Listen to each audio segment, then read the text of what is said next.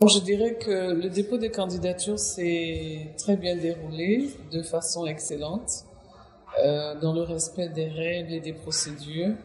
Je voudrais juste faire 2 commentaires. Le premier commentaire, c'est que vraiment nous nous félicitons de l'ouverture démocratique. L'ouverture démocratique, quand on regarde le nombre de candidatures reçues, environ 107 pour les 4 scrutins, et puis le fait aussi qu'il y ait de plus en plus de femmes qui se sont investies. Donc aujourd'hui nous avons à peu près 23% de candidatures féminines. Je pense que c'est relativement appréciable.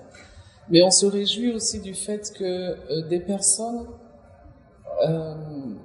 qui n'étaient pas forcément dans le milieu du football, devant la médiatisation, se sentent intéressés et veulent venir apporter leur contribution à l'avancée du football. Et là, pour nous, c'est vraiment un très très grand pas vers beaucoup plus d'ouverture et un pas aussi vers la mise en place d'un système de gouvernance qui soit un peu plus transparent.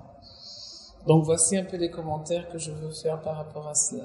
Quelle est la suite après ces dépôts de candidature? Alors la suite, elle est simple. Pendant 2 jours, les candidats qui ont déposé des dossiers qui ne sont pas complets, ils ont 2 jours pour les compléter.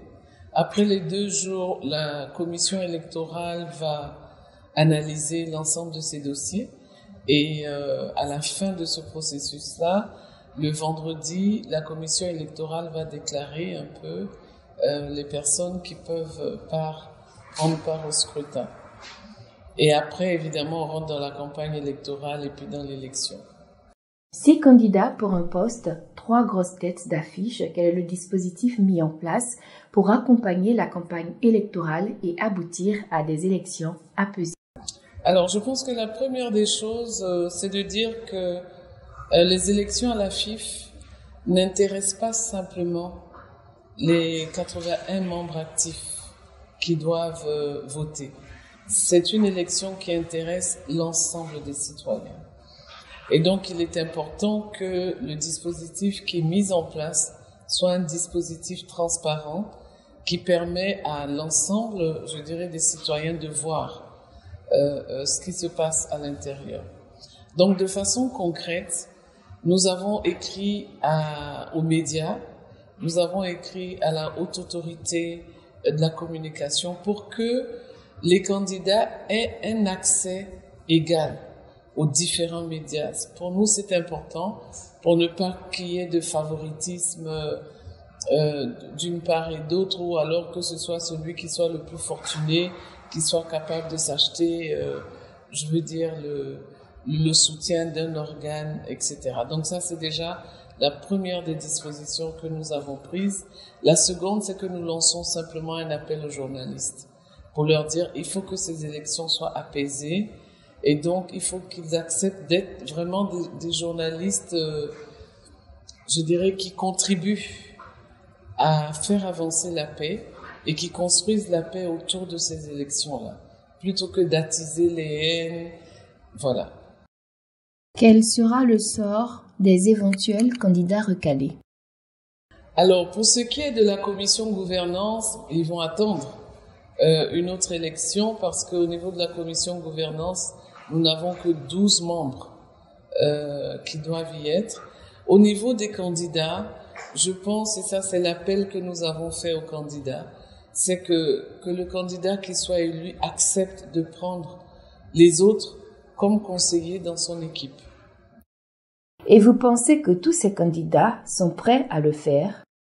Je pense que c'est à eux de vouloir la paix dans le milieu du foot. Personne ne va faire la paix à notre place. Et personne ne peut réussir seul. Ils ont tous besoin de mettre leurs efforts ensemble pour faire avancer le football ivoirien. Et je pense qu'à ce niveau, c'est plus l'intérêt du foot qu'il va falloir regarder plutôt que son intérêt personnel. Quelles seront les dispositions concrètes pour l'organisation d'une élection fédérale libre et transparente? Alors, de façon concrète, nous avons demandé l'appui de la commission électorale indépendante qui s'occupe des élections sur toute l'étendue du territoire. Nous avons demandé une assistance technique de leur part pour que tout le processus se fasse dans les règles et sans accroc. Est-ce qu'à un moment donné, une médiation a été envisagée pour un consensus électoral autour d'un candidat? Non, on n'a pas envisagé un consensus. Vous savez pourquoi? Parce que c'est pas une élection ordinaire, c'est une élection issue déjà de tensions autour de trois grosses pointures, comme vous avez dit.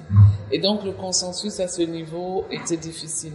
Ce que nous avons demandé, c'est que les candidats s'entendent pour que la campagne soit faite de façon apaisée et que celui qui gagne puisse prendre avec lui les autres. Donc, c'est un peu ça. C'est aller à l'union dans les élections, pas dans la dispersion. À l'union dans les élections, c'est avoir du fair play. Voilà. Parce que ce qui nous a été constaté de voir, c'est que ça commençait déjà avec une campagne, je veux dire, où à la rigueur on essaie de briser l'autre. C'est pas en brisant l'autre qu'on gagne de façon honorable. Donc c'est de les appeler à l'union, à l'apaisement. Arrivé en janvier 2021 pour une mission de toilettage de test, ce qui a été fait, il vous aura fallu du temps pour atteindre ce premier objectif, n'est-ce pas? Alors, c'est pas le premier objectif. L'objectif de la normalisation, il y avait 4 objectifs. Le premier objectif, c'était de s'attaquer à la gouvernance. Et c'est ce que nous avons fait. Et dans la gouvernance, nous avons relancé le championnat qui était arrêté. Nous avons remis le championnat féminin à un autre niveau. Depuis 3 ans, il ne fonctionnait pas. Nous avons réussi à le faire fonctionner. Et donc, le toilettage des textes ne venait qu'en 2e position avant les élections. Donc, nous sommes satisfaits d'avoir réussi toutes ces étapes-là. Quelle importance accordez-vous à ces élections du 23 avril? Vous savez, je pense que ça va être les premières élections réellement démocratiques et sans mot d'ordre. Et pour nous, c'est bon. Non seulement ça va être des élections ouvertes, des élections pleinement démocratiques où les uns et les autres pourront choisir en leur âme et conscience, mais c'est en même temps des élections d'ouverture, des élections où les femmes font leur entrée. On ne peut qu'être satisfaite.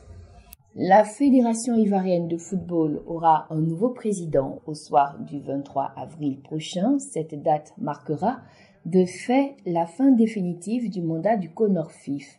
Que retiendrez-vous de votre passage à la tête de la FIF? Je dirais, c'est un monde que je ne connaissais pas et que j'ai appris à connaître.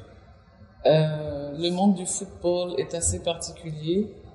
Il est parcouru de passion.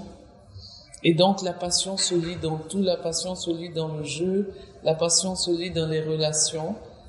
Mais je dirais que mon passage à la FIF m'a permis de voir ce que mon pays a de beau, mais aussi de voir ce que mon pays a de pas beau. Je dirais parfois même de laid. Mais c'est ça mon pays, je le prends tel qu'il est. Et je pense que il faut travailler à réconcilier les Ivoiriens avec eux-mêmes et avec leur équipe nationale.